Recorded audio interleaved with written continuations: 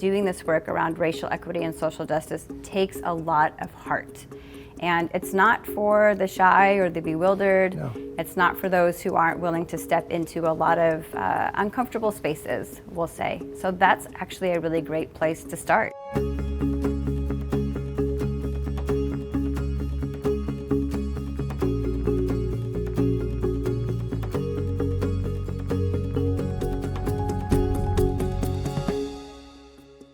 Dae Shogren has been a champion for equity and social justice her entire life. She sees her role as a bridge between races, cultures, and gender identity, and as a bridge between assumptions, ideas, and perceived limitations. We got a chance to sit down with the Council's new director of the Office of Equity and Social Justice. Hi again, everyone. Tony Ventrella. Welcome back to Community Conversations. You know, it's a thrill for me today to meet Dae Shogren, because first of all, I've never met her before. Secondly, I found out that she's been a Seahawk fan her whole life. And third, you have just been appointed Equity and Social Justice Director. Yes. Love that title. Want to know more about that. But there's also a quote on your bio, "Courage is a chime in the windstorm" by Maya Angelou. Mm-hmm. Do you live by that? I'm guessing you do. I do. So the rest of that quote is also really important. Courage is a wind chime in a storm. Is singing loud and clear about a safer tomorrow. Yes. Yeah. Yes. So I love that because it means hope. It's all about hope. We can get through this. We can get around it. Mm-hmm. My goodness, is there a lot to get around though in your new job? Where do you start? That is a great question, Tony. I think if we actually start with the quote, I really want to exacerbate this word courage, right? It comes from the French word coeur, which means from the heart. Yeah. And I think that I know that doing this work around racial equity and social justice takes a lot of heart. And it's not for the shy or the bewildered. No. It's not for those who aren't willing to step into a lot of uncomfortable spaces, we'll say. So that's actually a really great place to start. I think that the council, like the King County Council, like many places, are really being intentional about how to have a better and improved focus around addressing racial equity and social justice. Yeah. We live in a world now where, I think we're going to get into this a little bit, we're so exposed to the injustices. We have almost too much information. And if we think about it, we've come from a place where we've had such little information that the systems that have been created to uphold racism, uphold discrimination, uphold discrepancies, have actually they've switched places, if you will. Yep. It's less places for discrimination to hide. That's true. That's a great way to put it. Can one who has never felt social injustice care enough about social justice to change it? I think so. I think we have to. I think that anyone who sees themselves as an ally or accomplice, even if they don't necessarily are impacted directly by injustices, have place and voice to say something. By staying silent, we continue to support the danger and the oppression of staying. Yeah. Good. No, it's going to take all of us. It's going to take education and awareness, and certainly a lot of love, as my mom used to say. She had an old saying: "Love is reflected in love." When you show that you care, mm-hmm. that care comes back to you.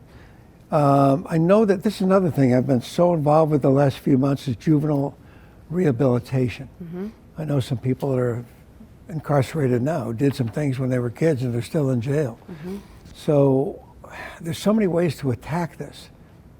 Let me know what some of yours are. Oh, that is a loaded question. Well, no, it is because, well, I think first we have to look at the data. People like data because it's concrete, it's hard and fast, right? So we know that disproportionately that Black and brown young people are in juvenile rehabilitation more than their white counterparts. So we know the injustice happens from the very beginning, right? And it's not just necessarily something that happens at home or in school, but it happens then even after a young person has committed a crime, when we look at some of the options available for those young people. Incarceration, rehabilitation, those are different things. So when we look at the potential that rehabilitation has, I think it's going to be really important to look at the whole community needs and the family needs as well. Yeah. And to build capacity for more options for those young people to experience reflection, to experience, what am I trying to say, restoration, right? Sure. Restorative justice practices are really important at this time. When we continue to keep our young people locked into the pipeline, you've heard the beginnings can be the school to prison pipeline, it can be the community to prison pipeline, the child welfare to prison pipeline.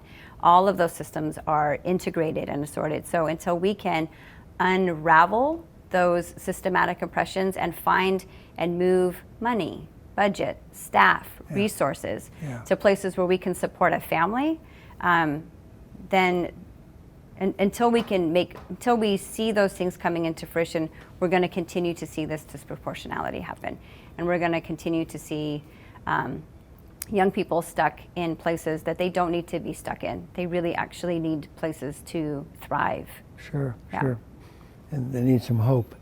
A person like you that comes into this job so well qualified, so knowledgeable, but then the list of things to do is also so long. Mm-hmm. Even prioritizing these questions was a challenge for someone like me. How do you prioritize the answers?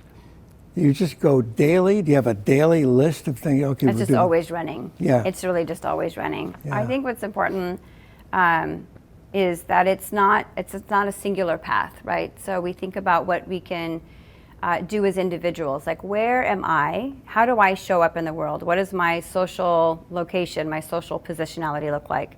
I'm a light-skinned, first-generation, mixed, middle-aged person, right? So all of those things indicate some advantage and some disadvantage. So if we look at me if we think of me as a person or you as a person, then what does that look like interpersonally? Then how are we interacting? And how do those interactions change and move how we see the world outside of ourselves? And then those interactions inside an environment like council, or King County for that matter, or Washington State, right? We have to look beyond ourselves than to think about what we're contributing to systematically and structurally. So we're all part of that bigger ripple, if you will. But if we don't understand how we fit into that, we can't address the bigger pieces. Oh, that's a great point. How much of a staff are you working with? It's just me right now. Okay. Yeah. Wow. Holy cow. Yeah, we'll be hiring soon. Yes. Yes.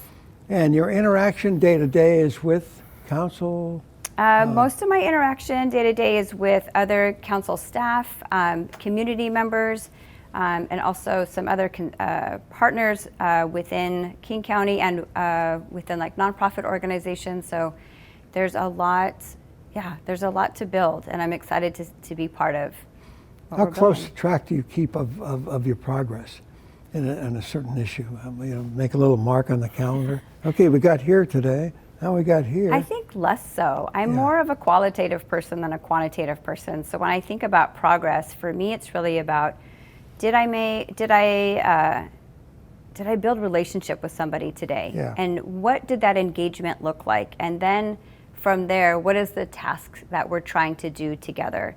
And oftentimes, I can't actually define if it's been successful. When I think about building the work with the King County Immigrant and Refugee Commission, right now we're recruiting for folks, and I've met some really, really amazing people and a partner with an amazing team with the executive branch. I don't know if that's successful. We'll see when the commission comes together and what the commission can do and how they can interact with council. I just get to help facilitate that, right? So how do we define what that looks like? And then I really think is when people from those communities can experience the benefit of having the commission in place, then we know we've been successful. We've got some time on that one. Yes, you do. My mom always used to say, for every question, no matter how serious or unbelievably unsolvable it seems, there is an answer. Do you believe that? I believe that there is an answer, but I also believe that there are more than one answer. That's a good point. I like options. That's a great point. Okay, let's go back. I'm gonna throw a couple sports questions at you here. Oh, no. Your first memories of not covering, but following local teams. Mm-hmm. Back in the day when, I mean, you can't be, you're a young lady, but you don't remember like Jim Zorn and those I people. do remember Jim Zorn. I'm a 70s baby. I know nobody's supposed to ask, but I'm going to tell you, I'm 51.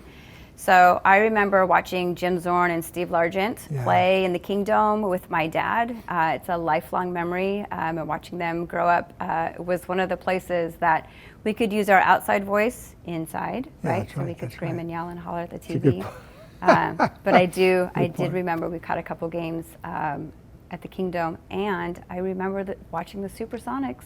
Yep. Like, let's bring them back. Oh yeah, yeah. That would be good. And here's another question too. This is a little bit of a lighter weight question, but do you believe that a sports team, or as far as that goes, a theater production, or the opera, have as much to do with bringing people together as the political workshop does? Can we bring people together socially and in every other way just by taking them to a football game? I mean, I think we can bring people together in those avenues, yes. What we're trying to do in those avenues, I'm not always sure. Right. Right. I think council brings together people for different reasons than, say, the Seahawks do. But Right, the Seahawks, sports, theater, opera, they've all been, their influence has all been elevated. Yeah. Right. So, like, we'll just stick with the Seahawks theme. Like, football players are now seen more socially yes. than ever, right? They weren't seen as celebrities growing up in the same way that they are now. No, so the amount of influence they have is pretty tremendous. And they weren't getting, well, I shouldn't say that. I can't speak for all. They weren't getting as involved as they are now. And you can name names all the way down the list, from Richard Sherman to the things he's done. Russell Wilson when he was here, Tyler Lockett, all of the guys and women with the professional teams, the Mariners, all the teams, Sue Bird, and they are such a huge help too. They are. It's great to have. Well, Dae, congratulations. Thank you. Please let me follow your career. Let's talk every few months. Let's do it. And boy, I love the fact that you actually watched me once or twice when you were younger. So it's pretty exciting to sit here with you too. You were the one. Oh, okay. Thank you, Dae. You have a great day. You too. Thanks for joining us on Community Conversations. I'm Tony Ventrella. We will see you next time.